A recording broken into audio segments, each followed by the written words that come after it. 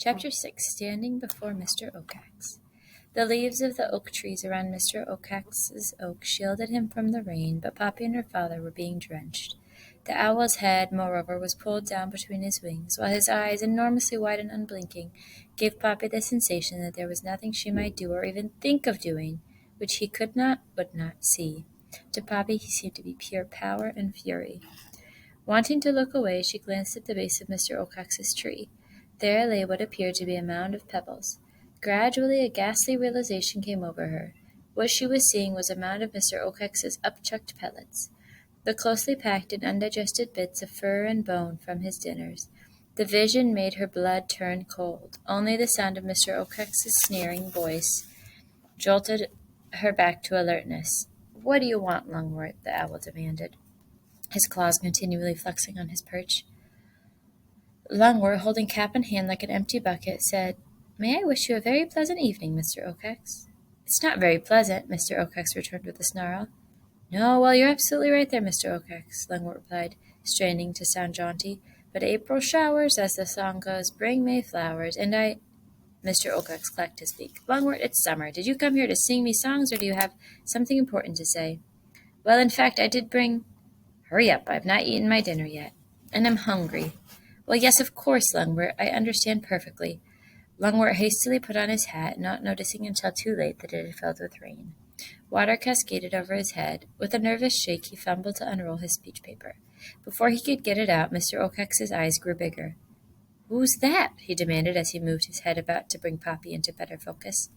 "Forgive me," Lungwort said. "I've been rude. This is one of my dutiful daughters, Poppy. Step forward. Look up. There's the good mouse. Mr. Oakax, may I introduce Poppy to you?" Prodded by his father, she stepped forward gingerly. All she could see was Mr. Oakax's eyes. She felt not just looked at, but attacked. "Poppy, eh?" he growled. "I think we've already met." "One of my sweetest," Lungwort offered.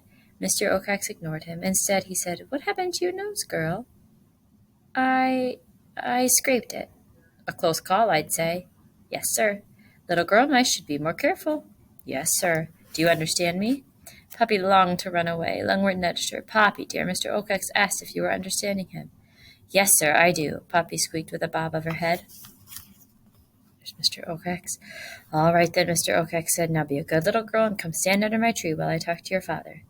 Hating herself for acting so fearful, queasy at the thought of getting closer to the mound of pellets, Poppy appealed to her father for a look. Lungwort, however, only nodded. "Move it," Mr. Oakax snapped. Averting her eyes from the pellets, Poppy crept toward the tree, the flag dragging behind her. But when she reached the spot, she was unable to resist the fascination of the horrible mound. Once she looked, she caught sight of something that glittered. "All right, Lungwort," Mr. Oakax said. "Let's hear what you have to say." "Thank you, sir." Lungwort held out his piece of paper. Now the thimbleful of water, as well as the rain, had drenched it. All the same, he tried to read. "Whereas Mr. Oakax, great horned owl, ruler of the Dimwood Forest region, who out of kindness and wisdom protects all members of the deer mice family. Whereas the said family of deer mice living in Grey House, in return for Mr. Oakax's protection, have agreed to ask his permission whenever they wish to move about. Whereas the deer mice family, having grown so great in numbers, need a second place of habitation, so as to maintain and enhance their lives with sufficient food." And Lungwort paused to shake the paper. "And what?" Mr. Oakax demanded. "The paper is somewhat wet," Lungwort apologized. "So is the style," Mr. Oakax observed. "Go on." Lungwort cleared his throat and continued to read. "Whereas Mr. Oakax, protector of deer mice, is famous for his kindness, generosity, and compassion. Therefore—" "Stop." "Yes?" "Repeat that." "What? That line about me?" "About kindness, generosity, and compassion? Right, I like it. That's well written." So previously in the book they talked about irony. This is an example of irony, because he's saying that Mr. Oakax is kind, generous, and compassionate, and Mr. Oakax is actually the opposite of those things. "Yes, thank you, I wrote it. Whereas Mr. Oakax, protector of deer mice, is famous for his kindness, generosity, and compassion.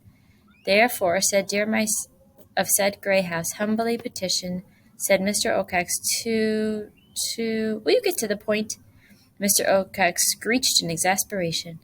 "I'm sorry," Lungwort said. "The rain has washed away the rest of my writing." "Then just dump it and say what you want," the owl boomed.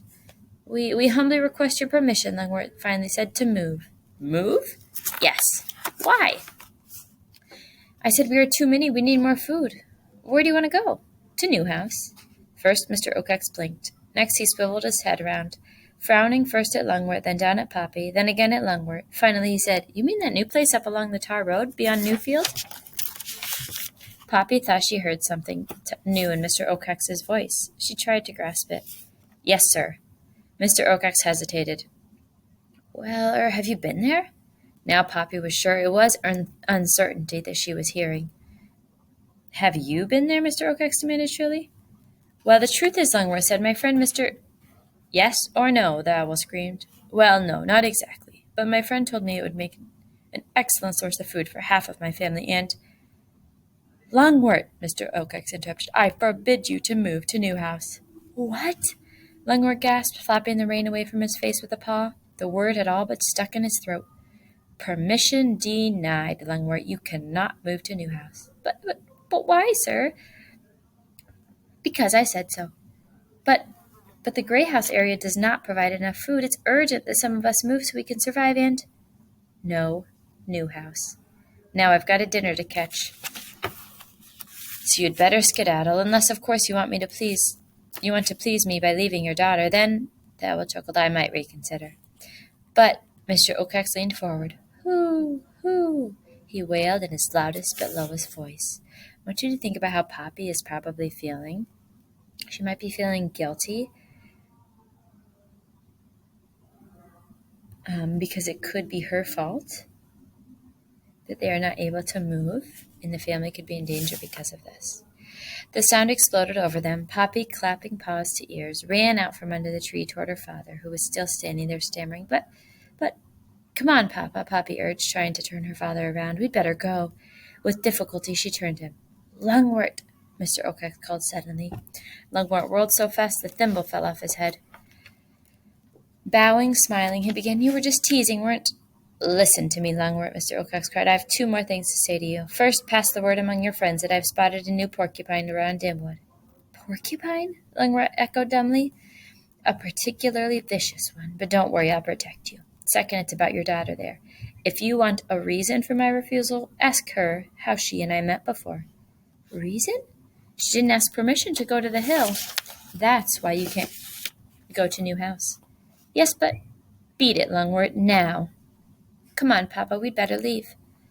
Lungwort glanced about for his thimble hat. It had rolled away. It was Poppy who retrieved it and put it on his head. Resigned, a sagging Lungwort allowed himself to be led away. Poppy glanced at her father. All traces of dignity were gone. The wetness that ran down his face was not rain, but tears. Poppy hardly tried to keep the flag aloft. As they trudged home, she kept stealing looks into one of her paws. When it was clenched, something she had pried from one of Mr. Oakex's pellets. Ragweed's earring.